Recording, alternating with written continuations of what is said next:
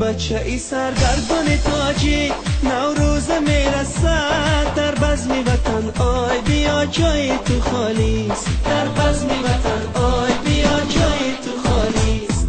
آی مهاجر بچه ای سرگردان تاجیک، نوروز میرسد در بزم وطن، آی بیا جای تو خالیست. در بزم وطن آی بیا جای تو خالیست.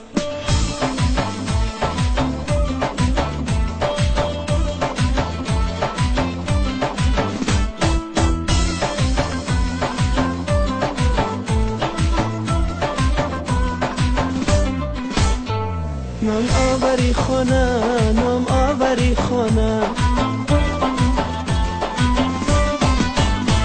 با رنج و غمی تو، با بیلهی دست و قدی خم زده تو، در بزم وطن چرخ زنه شیر و ترانه، چنگ و چهانه الا گردان دانه. در بزم وطن آی بیا جای تو خالیست. در بزم وطن آی بیا جای تو خالیست.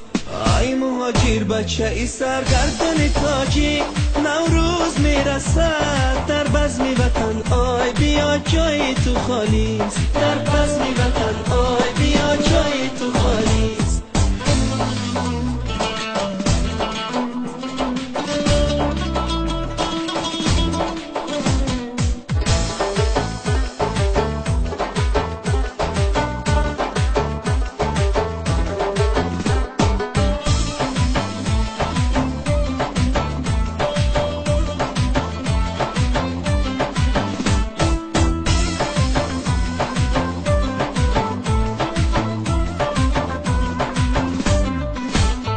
در جمعی بچه هات هم یار با وفات،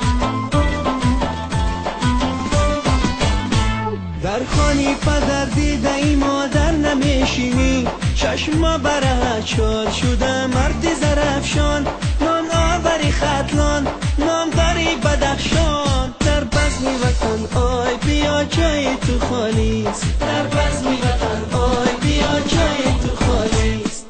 آی مهاجر بچه ای سرگردان تاجیک، نوروز میرسد در بزم وطن، آی بیا جای تو خالیست. در بزم وطن آی بیا جای تو خالیست.